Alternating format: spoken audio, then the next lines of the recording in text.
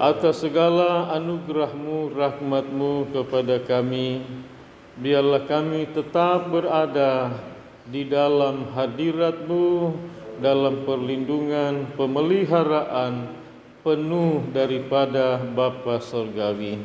Saatnya kami bersekutu dengan Tuhan dalam firman-Mu. Urapi hamba-Mu, urapi firman-Mu, dan berkatilah jemaat-Mu dengan firman-Mu, ya Bapa. Di dalam nama Tuhan Yesus kami sambut firman Tuhan. Haleluya, haleluya. Amin. Puji Tuhan, silahkan kembali duduk.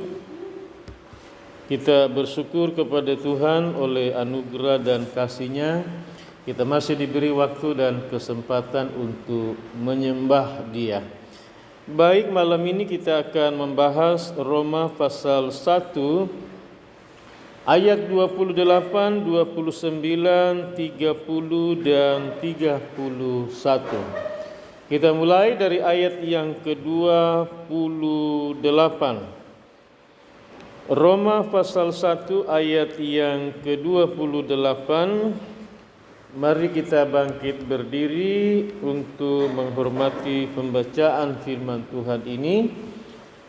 Kita baca bersama-sama 2, 3. Dan karena mereka tidak merasa perlu untuk mengakui Allah, maka Allah menyerahkan mereka kepada pikiran-pikiran yang terkutuk, sehingga mereka melakukan apa yang tidak pantas. Semua yang percaya berkata, iya. Saudara simak baik-baik dalam ayat ini. Karena mereka tidak merasa perlu mengakui Allah. Jadi dalam jemaat Roma ini, saudara-saudara, ada jemaat-jemaat yang merasa tidak perlu lagi untuk mengakui adanya Tuhan dalam hidup mereka. Tentunya muncul pertanyaan saudara, mengapa sampai kok mereka ini tidak mau mengakui lagi adanya Tuhan dalam hidup mereka? Saudara, firman ini dituliskan seperti ini. Pertama adalah untuk kita ketahui supaya tidak terjadi seperti itu kepada diri kita. Itu yang pertama.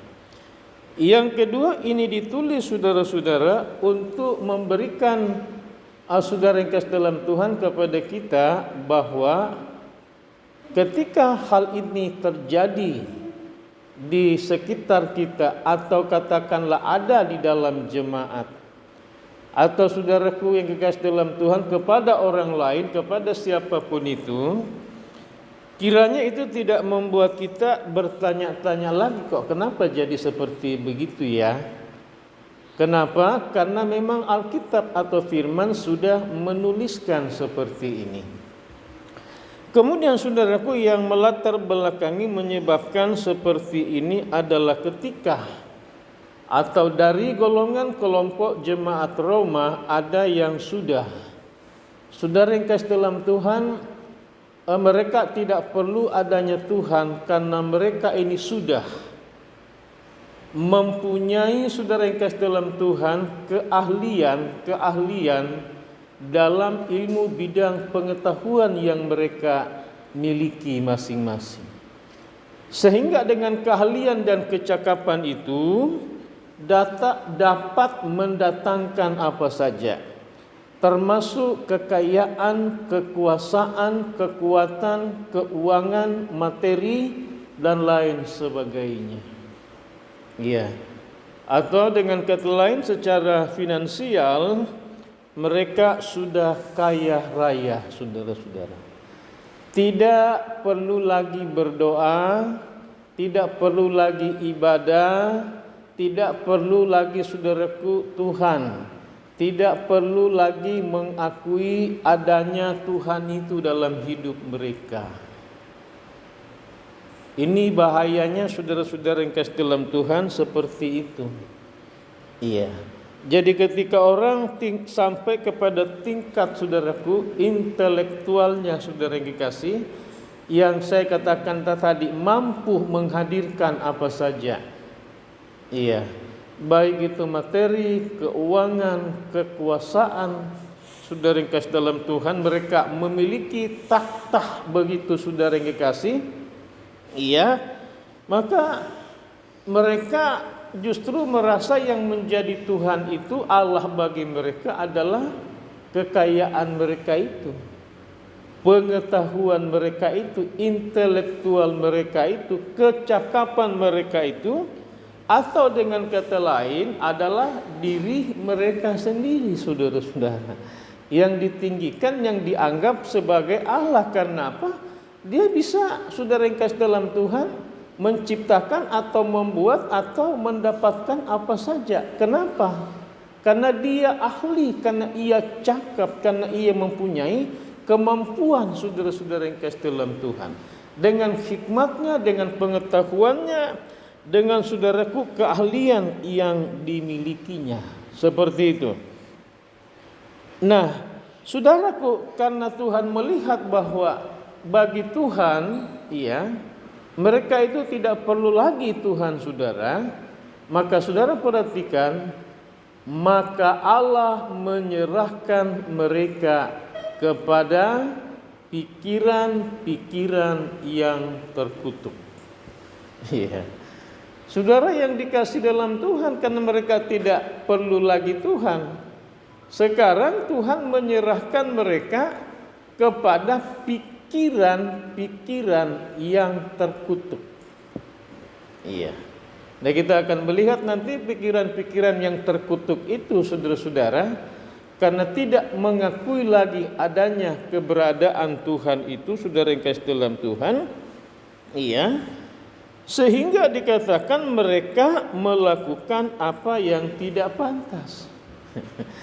Jadi pikiran-pikiran yang terkutuk itu justru, saudara, membawa mereka untuk melakukan apa yang tidak pantas, apa yang tidak terhormat, apa yang tidak terpuji, apa yang tidak mulia, saudara-saudara, apa yang tidak berkenan kepada Tuhan, bahkan saudara-saudara, apa yang justru merusak bagi dirinya, merusak bagi orang-orang yang ada di sekitarnya. Jadi mereka, saudaraku, akhirnya Tuhan lepas begitu. Dan ketika Tuhan lepas, saudara, Tuhan menyerahkan mereka kepada pikiran-pikiran mereka yang terkutuk itu, yang saya tadi katakan bahwa kecakapan atau hikmat atau pengetahuan mereka itu yang menempatkan pengetahuan dan diri mereka itu sebagai Allah, sebagai Tuhan bagi mereka, saudara.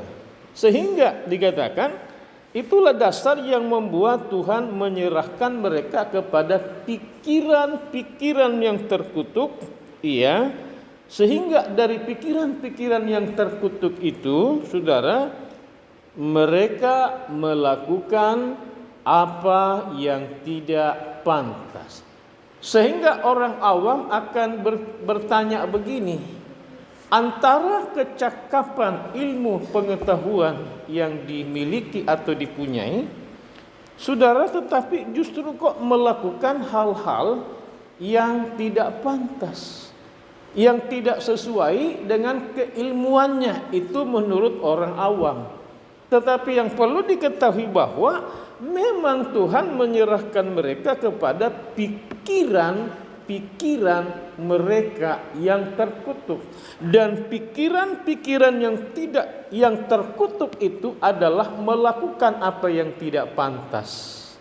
Apakah yang tidak pantas itu, saudara-saudara yang kasih dalam Tuhan? Maka kita masuk pada ayat yang ke-29. Pada ayat yang ke-29 ini kita menemukan ada beberapa saudara-saudara yang kasih dalam Tuhan, saya mencatat kurang lebih ada 9 di dalam ayat yang ke-29 ini, hal-hal yang tidak pantas dilakukan saudara.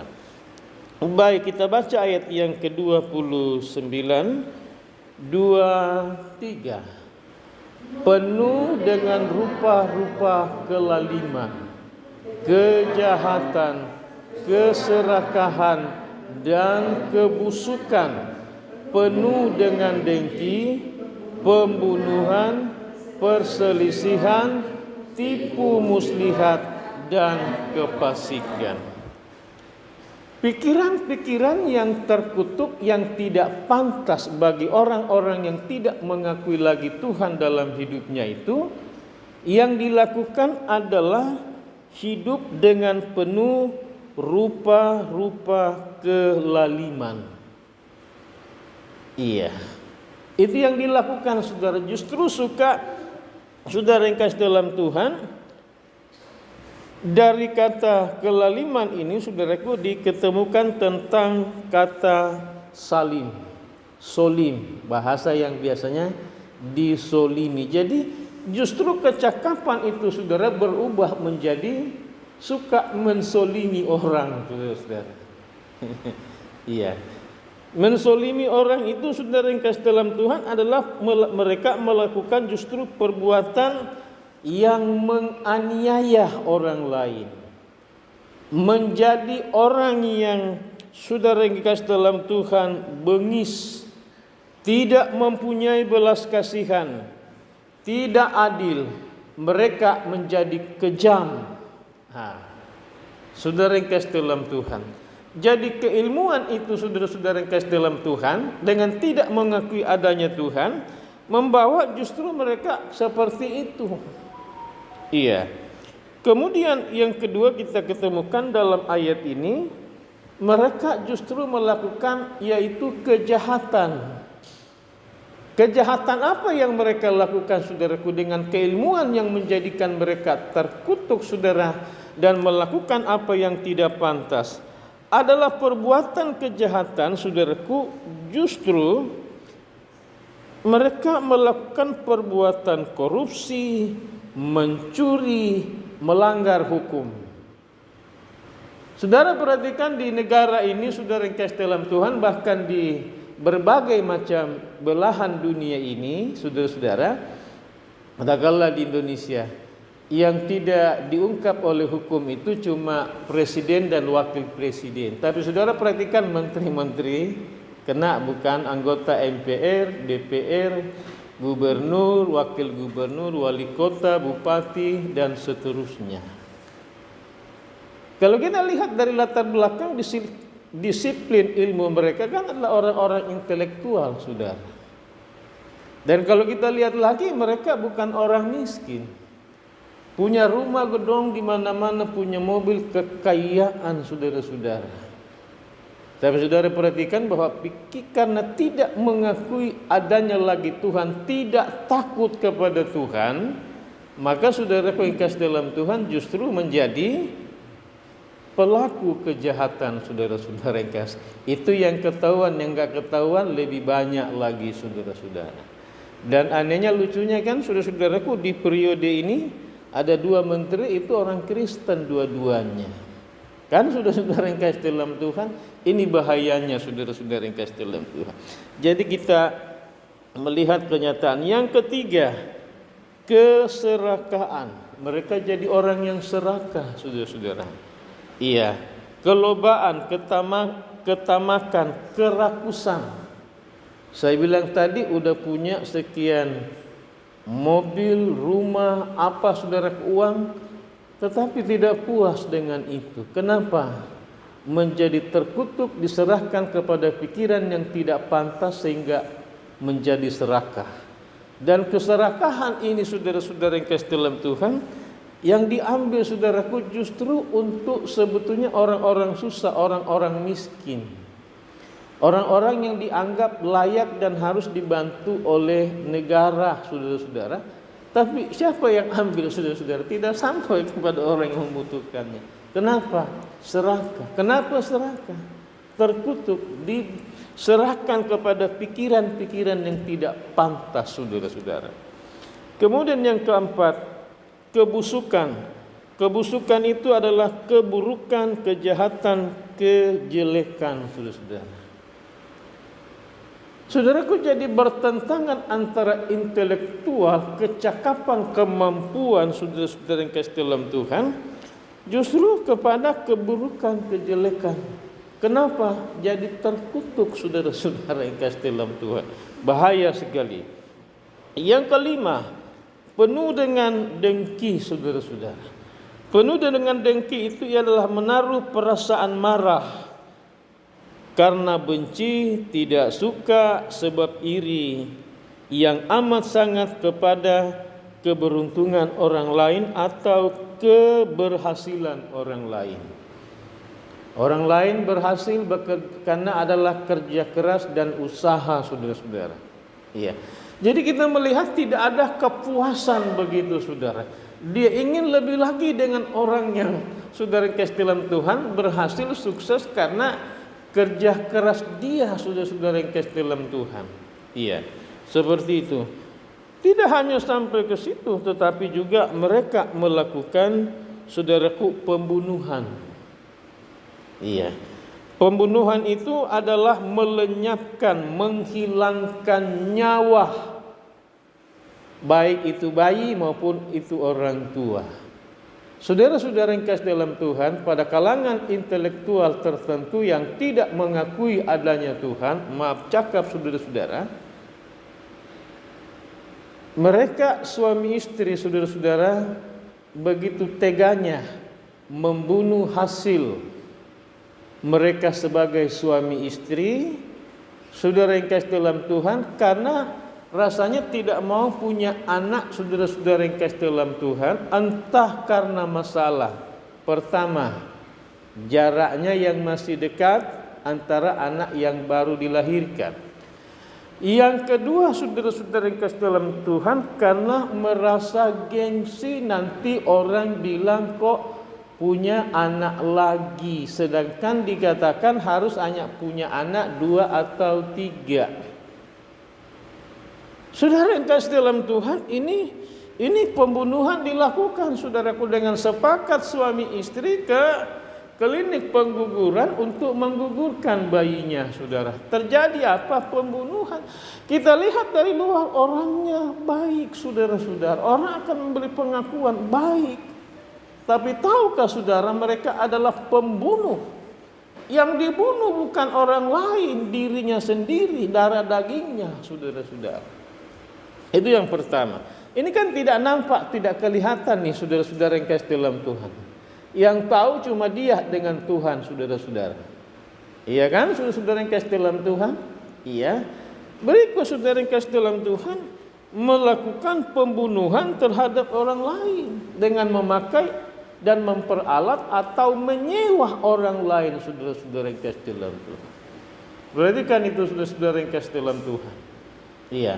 Seperti itu yang dilakukan adalah pembunuhan. Masih banyak lagi tapi saya batasi sampai situ.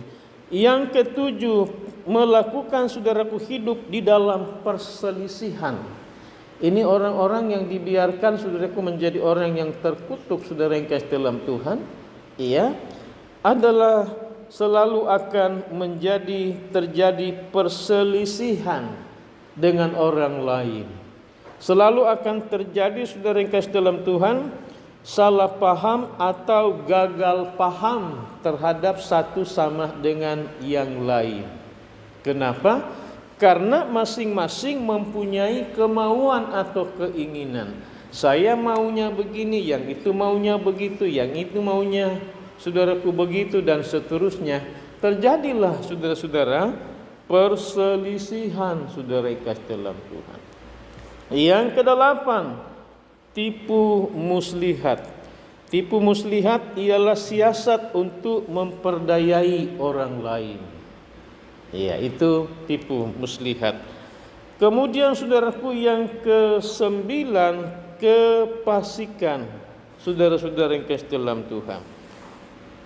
Justru saudaraku terbawa atau masuk kepada kefasikan, saudara-saudara yang kasih, yang dikatakan menyebabkan saudara yang kasih dalam Tuhan kemelaratan dan kemiskinan. Ini bertolak belakang dengan penguraian saya awal tadi, bahwa mereka mencapai kepada tingkat saudaraku yang kasih dalam Tuhan, materi yang tidak puas apa saja dia bisa punya.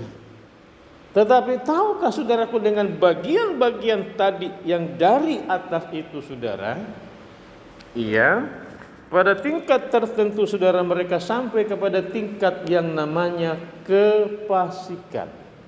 Dan ketika sampai pada titik kefasikan itu saudara-saudara yang kasih dalam Tuhan, saya mencoba memperhatikan atau menyelidiki dalam bagian ini akhirnya tersangkut dengan soal hukum, saudara-saudara.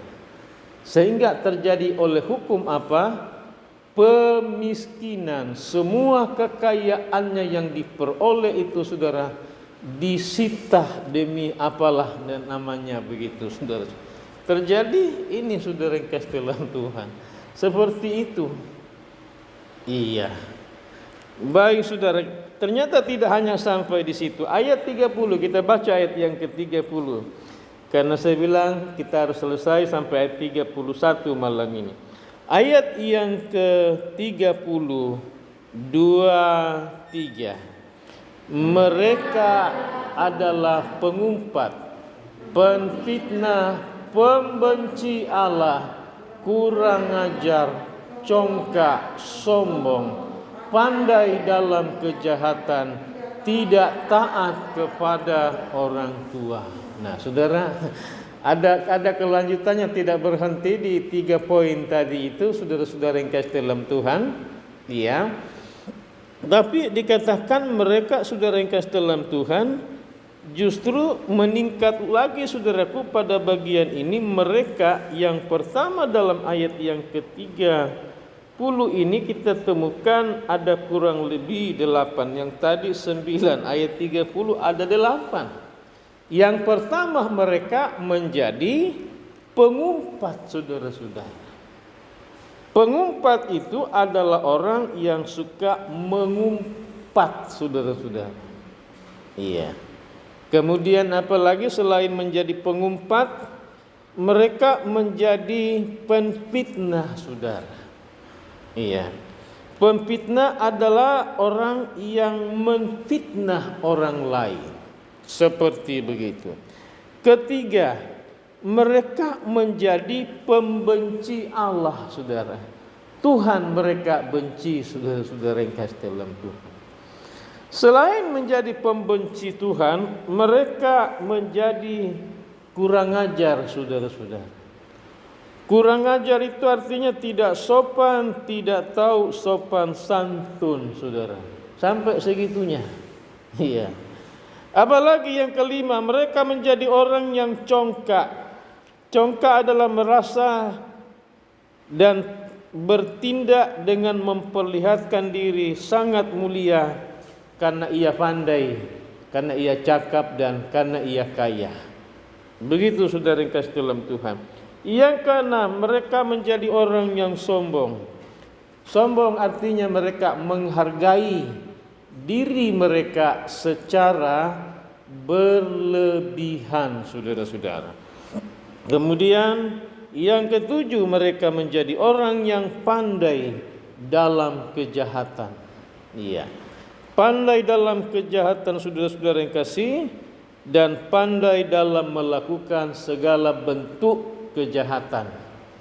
Kalau mau buat kejahatan, tanya tuh sama orang yang pandai. Dia tahu, saudaraku, pandai kejahatan seperti apa yang mau dibuat, mau direkayasa, mau dibuat seperti apa gitu. Yang ke-8 dalam ayat ini, tidak taat lagi kepada orang tua. Saudara perhatikan itu. Anak-anak bukan lagi menjadi anak-anak yang taat kepada orang tua, saudara-saudara yang kasih, tapi mereka akan menjadi pelawan-pelawan orang tua. Saudara yang kasih dalam Tuhan. Iya. Tidak taat kepada orang tua artinya tidak mau lagi menuruti nasihat, didikan, ajaran saudaraku orang tuanya. Tidak mau lagi. Seperti itu saudara-saudara yang kasih dalam Tuhan yang terjadi. Baik, kita lanjut ayat yang ke-31 sebagai ayat yang terakhir. Rupanya sampai ayat 31 dari ayat 30 ini saudaraku ada ketambahan. Ya, kita baca ayat 31, 2, 3. Tidak berakal, tidak setia, tidak penyayang, tidak mengenal belas kasihan. Inilah orang-orang yang terkutuk, saudaraku, orang-orang yang Tuhan serahkan kepada pikiran-pikiran yang tidak pantas, saudara-saudara. Kepada bukan cuma pikiran, tapi kepada gaya hidup yang tidak pantas, kelakuan, karakter, keberadaannya seperti dalam poin-poin dari tadi atas itu, saudara. Iya. Jadi ayat yang ke-31 ini dikatakan mereka tidak berakal, artinya tidak berusaha mencari jalan keluar dari masalah yang dialami. Itu pengertian daripada tidak berakal. Yang kedua, itu yang ke-9, saya urut begitu. Yang ke-10, tidak setia lagi. Iya. Saudaraku, tidak setia artinya adalah tidak berpegang teguh kepada janji dan tidak memenuhi janjinya. Itu tentang kata tidak setia. Berubah saudara-saudara yang kasih dalam Tuhan. Iya. Berikut saudara-saudara yang kasih dalam Tuhan yang ke-11, tidak penyayang lagi, saudara-saudara. Iya. Tidak penyayang itu ialah orang dikatakan yang tidak menyayangi atau tidak mengasihi lagi. Jadi itu bisa terjadi dalam katakanlah rumah tangga, keluarga saudara yang kasih dalam Tuhan. Iya. Ini orang-orang yang dibiarkan Tuhan kepada pikiran-pikiran mereka, gaya hidup yang tidak pantas lagi.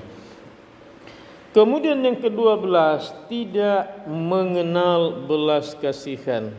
Iya, tidak punya lagi belas kasihan, saudara-saudara.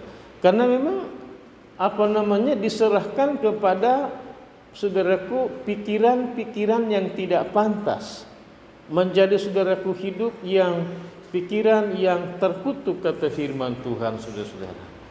Saudaraku yang dikasihi oleh Tuhan, berbahagia bagi saudara yang mendengar firman Tuhan malam ini bahwa seperti ini loh keadaan hidup orang, saudara yang kasih dalam Tuhan, yang tidak lagi mengakui adanya Tuhan, tidak perlu lagi adanya Tuhan dalam hidup mereka. Jadi rusak benar kan saudara-saudara yang kasih dalam Tuhan? Iya. Dengan gaya hidup, dengan pikiran-pikiran mereka, saudaraku, yang dikatakan terkutuk dan tidak pantas, saudara-saudara.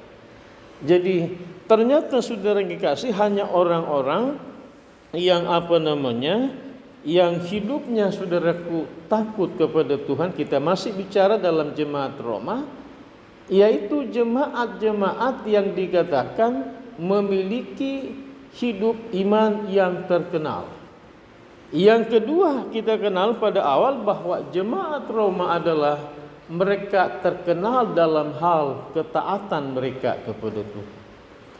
Inilah orang-orang saudara-saudara yang kasih dalam Tuhan, iya, yang memenuhi saudaraku panggilan Allah yang mulia, yang agung itu, yang menempatkan mereka sebagai jemaat saudara yang kasih, yang dirindukan, yang dimaui oleh Tuhan seperti itu. Tetapi ternyata malam ini kita dapatkan juga, saudara, bahwa ternyata dalam jemaat Roma ada sekelompok kecil orang, saudara, yang terjadi pada masa itu. Dan ini juga menjadi, saudaraku, peringatan bahwa ini juga akan terjadi, saudara. Dalam jemaat-jemaat Kristen akhir zaman akan didapati dari kalangan jemaah saudaraku ada yang seperti ini. Supaya saudara-saudara yang kasih dalam Tuhan, iya, dalam semua apa yang Tuhan izinkan kita alami saudara yang kasih, sebagai berkat kasih karunia Tuhan kepada kita saudara, kiranya saudara yang kasih dalam Tuhan, semuanya kita pulangkan pujian, hormat dan syukur kepada Tuhan bahwa semua yang kami punyai ini adalah karena kasih karunia Tuhan, adalah karena berkat Tuhan. Saudara yang kasih dalam Tuhan, saudara, entah saudara atau anak-anak saudara juga akan mendapat pujian karena kecakapan, keahlian yang dimiliki oleh mereka. Saudara, dalam hal itu pun kita akan berkata bahwa semuanya ini adalah dari Tuhan. Tidak ada yang dapat kami banggakan pada diri kami ini. Karena apa? Semuanya ini adalah dari Tuhan, dan karena diri kami, hidup kami ini pun, ini adalah karena Tuhan. Nah, kalau udah begitu saudara-saudara yang kasih dalam Tuhan, tidak ada peluang, tidak ada celah saudara-saudara yang kasih dalam Tuhan menggantikan kedudukan Allah Tuhan itu yang kita beri pengakuan, baik itu dalam hubungan kita pribadi dengan Tuhan, maupun itu dalam hubungan saudara yang kasih dalam Tuhan dengan bertalian dengan hidup sosial kita, dengan masyarakat, dengan lingkungan, dengan sesama kita saudara. Semuanya adalah dikembalikan pujian, penghormatan, pengagungan, semua adalah karena Tuhan. Jadi kita menempatkan keberadaan Tuhan itu pada posisinya, pada tempatnya sebagai Tuhan saudara-saudara. Sehingga justru apa yang terjadi saudaraku, memang seperti itulah yang Tuhan inginkan saudara yang kasih. Tidak seperti yang kita temukan malam ini dalam ayat yang ke-30 dan 31 tentang orang-orang yang tidak mengakui lagi adanya Tuhan, yang kalau kita lihat dalam urutan ini adalah bicara tentang jemaat dan orang Roma saudaraku yang percaya kepada Tuhan. Saudaraku, kiranya kita ditolong oleh Tuhan dalam segala-galanya.